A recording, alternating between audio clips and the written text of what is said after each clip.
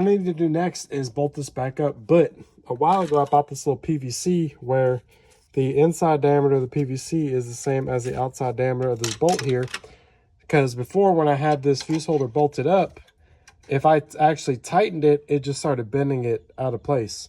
So now I can essentially have a little spacer that I can cut to a certain length so I can actually tighten it down and it'll stay where I want it to.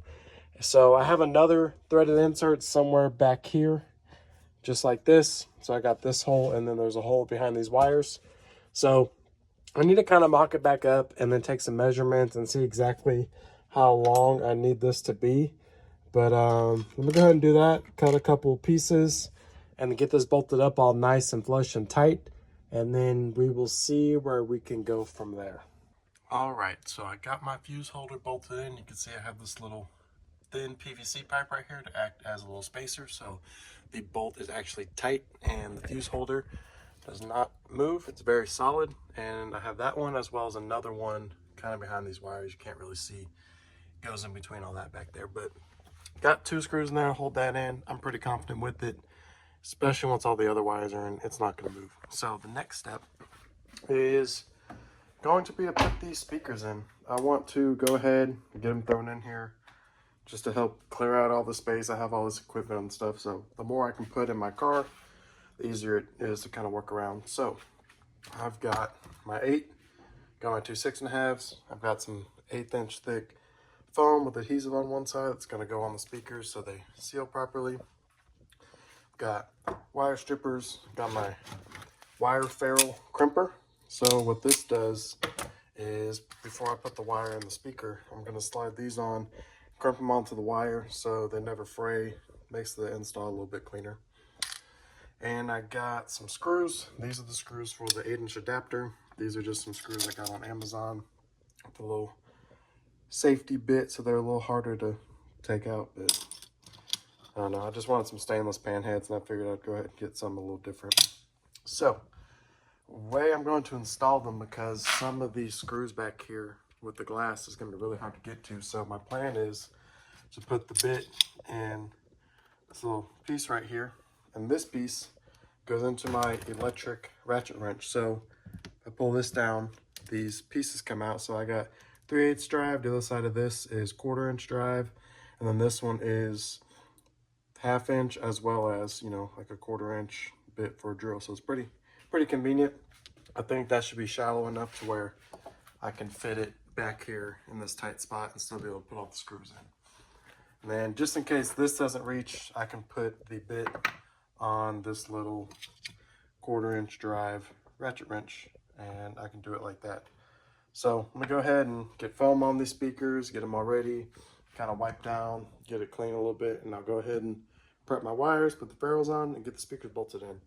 And then I can move on to finishing off this so it is smoother and it'll look a lot nicer. It'll hide all this foam mess, and, you know, it'll make this area look a lot more finished.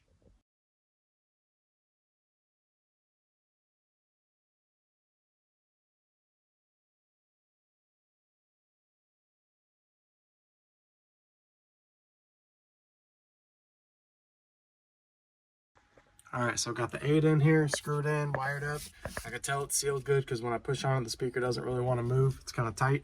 So now I started on this side. I haven't even got to this side yet, but I'm assuming it's going to be the same.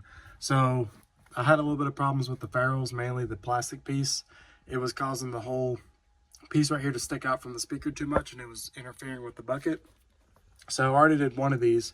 Just pulled that little plastic piece off so it can bend sharper. And I'm also going to get some thicker foam. I was using 1/8 inch, worked fine on this one, but for these, I'm going to get some 1/4 inch foam and should make everything seal good. So let me get some foam and then maybe some different screws too, because I actually broke one of these as I was tightening it. They're really small and they're stainless, so maybe get a bigger diameter screw. It might help a little bit. I'm also going to try to pre-drill these holes as much as I can. I kind of just got them marked with all the screws, but we get a drill bit and try to drill me some straight lines. The ones in the back are going to have to stay the way they are, but I'm going to do what I can to make this go a little bit smoother. All right, so while I wait for the screws and foam for this stuff right here, I'm going to go ahead and do some work right here. So I'm going to do a few things. I'm going to clean up all this extra foam that's not helping me at all. I'm I'm going to fill in some of these small gaps that I have, some little like divots and stuff. I got some regular foam. All the other foam I used was the big gap fillers, so this is a little better for smaller gaps. It's not gonna expand so much and then the whole thing just comes out. It should fill these gaps a little better. I'm going to pull this piece off and remove any foam that's possibly stuck underneath there. And then after I get this cleaned up, I'll put this piece back on. I'm gonna trace my edge so I can do the deadener nice and flush. You'll see that later. But I'm trying to get all this prepped. All this area is pretty much good for sound deadener, so I really just need to get all this prepped and probably throw some paint on here too. So let me start working with this and see what we're looking like.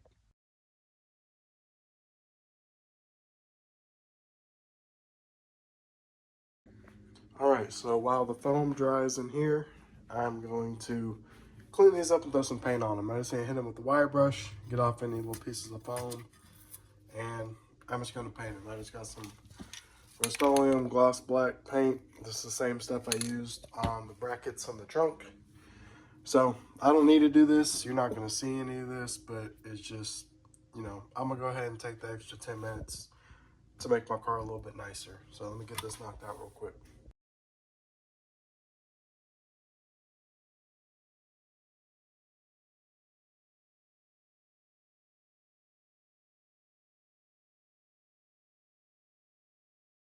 All right, I got the brackets outside drying. What I'm going to do right now is clean all this up. This foam is dry for the most part.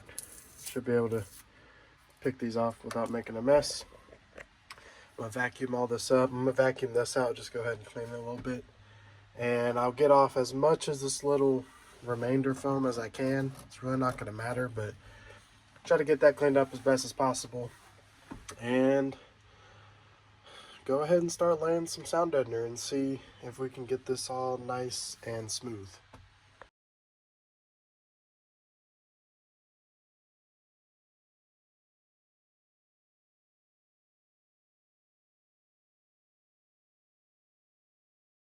Alright, so I got this area pretty prepped and clean, but there are 4 holes covered up. There's 2 here and then there's 2 on that side.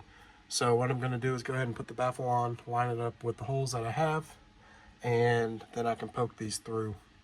And then I'll take it back off and do the butyl-based deadener over all of this.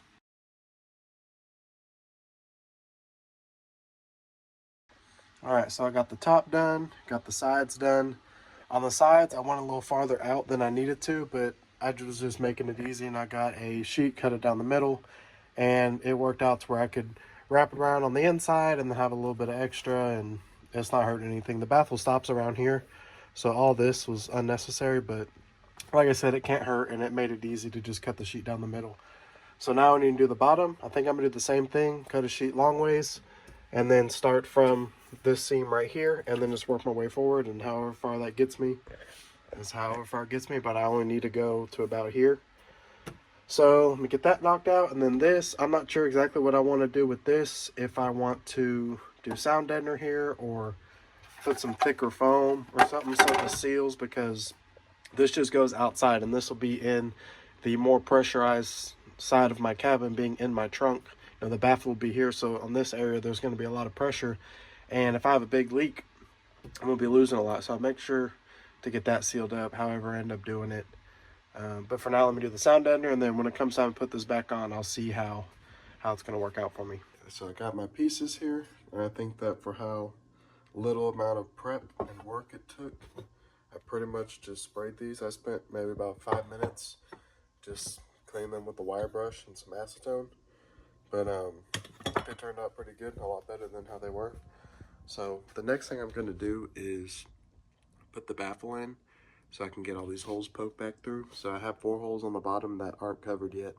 So I'm going to put the baffle on, bolt those up, and then poke all my holes through so I can see them.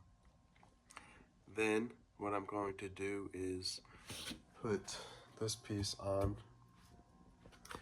and the purpose of that is so I can just mark a line and know where I need to stop my deadener, because I don't want to have deadener underneath this. I want this to bolt in and fit how it's supposed to, because it's a structural piece compared to this. This is just a cover.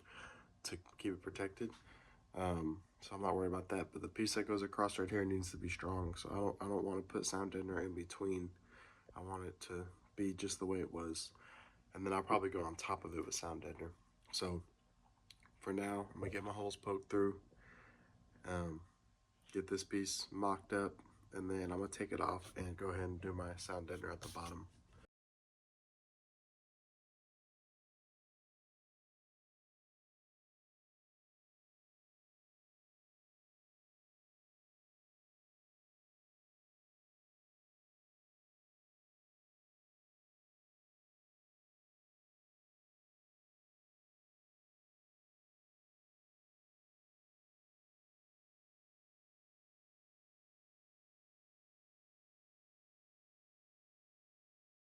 All right, so it's been a minute since I last gave you all an update, but where we are at is I have all my sound deadener done. I have all my holes marked. All my holes down here are marked. So got this piece all bolted in, and you can see the sound deadener stops right before. So this piece is not sitting on top of deadener. It's the same way it was, bolted flush to my car.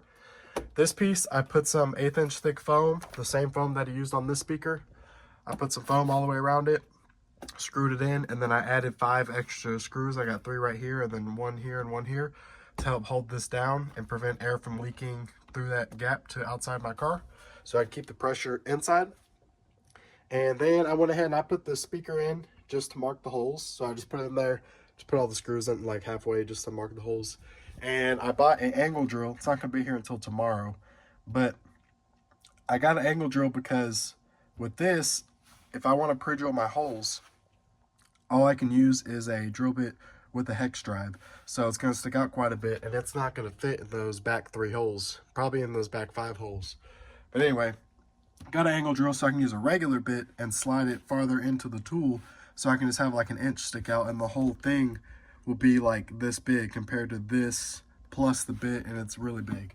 And I'm hoping that'll be enough to let me pre-drill all my holes. And the reason I want to pre-drill them is because underneath this 3/4 inch thick MDF ring is steel, and then it goes to the ABS. So my fear is that if I put this screw in, it's going to go down and down, and once it hits the steel, it's not going to go through the steel, but it's going to keep spinning, and it's just going to strip out all this wood. And I don't want to just go into the wood. I'm sure it'd be fine. This is MDF with fiberglass resin and then a bed line on top of that, so this would be strong enough, but I really like the idea of going into steel and potentially through the steel into the plastic, so it's all super solid. So that's why I want to pre-drill them. This speaker was fine because it was going into plastic, which is a lot, a lot tighter. The screw's going to grip that a lot better than wood. So this one's good. These two, I'm going to wait on the drill so I can pre-drill them and make sure they're all nice and tight. And I got my seat belts back in.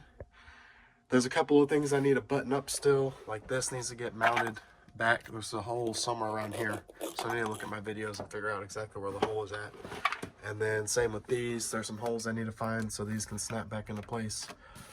But aside from that, I'm almost there. So whenever that angle drill gets here, I'll go ahead and I'll get that done, get these speakers mounted, and then that'll probably wrap it up for this video.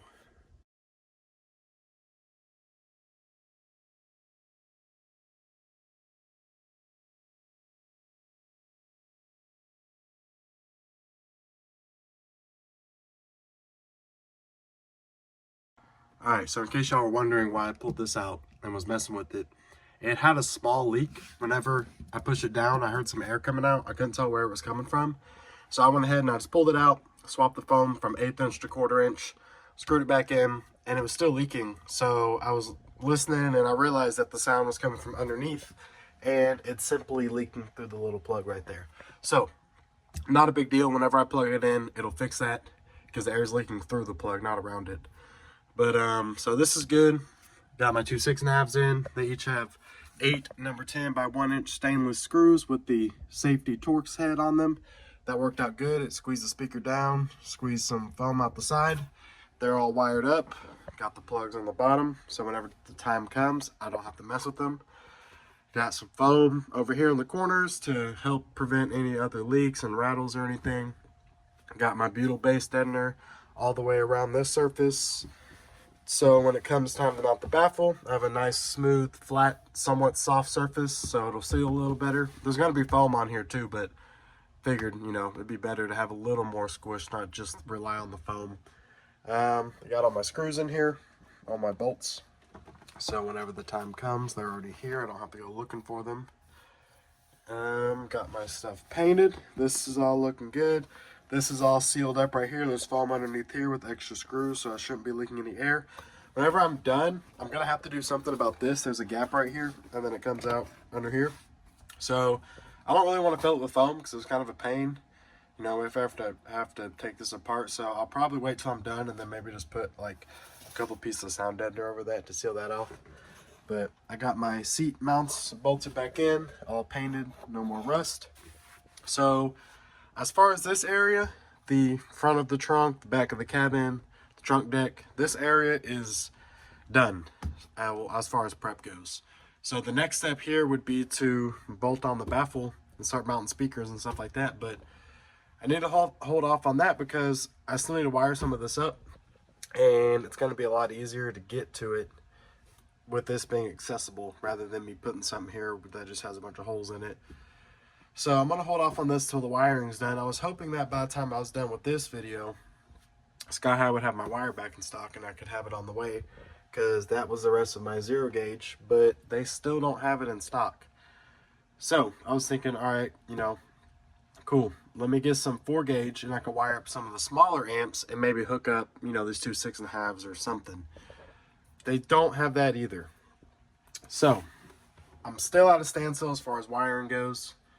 I mean, I can make like the speaker wire harness to go from these to the amps, but I'm not going to do that if I can't hear it. So at a standstill there. I was hoping I'd be able to continue on where I left off. So the next video is going to be another improvised video, mounting stuff. I got some stuff I need to do to the dash. I need to make some pods to mount some gauges and meters and, you know, temperature, bass knob, voltage, amperage, all that type of stuff. And then also mount some stuff underneath the hood. I got a fuse holder that's like a dual fuse holder and ground distribution, and my amperage meter. It's a big, you know, it's called the conductor, and it's a big thing that gets mounted, wire goes through it. Got some stuff like that I can do. So, you know, maybe if y'all can comment and let me know what y'all would want to see, whether it be fiberglass work or a little bit of metal, steel, aluminum kind of fab work, making brackets and stuff. So like I said, it's going to be improvised because this is not what I want to be doing. I want to finish all this wiring. I want to wire up the 8K, put the box in here, have some bass, wire up a DSP, hook up some speakers, but I'm really at a standstill with the power wire. So I'm hoping Sky comes in with the wire soon, but until then, I'm going to just have to keep improvising what I do. So like I said, let me know what y'all want to see. Fiberglass or metal work, you know, under the hood or dash. So until the next one, thanks for watching, and see y'all later.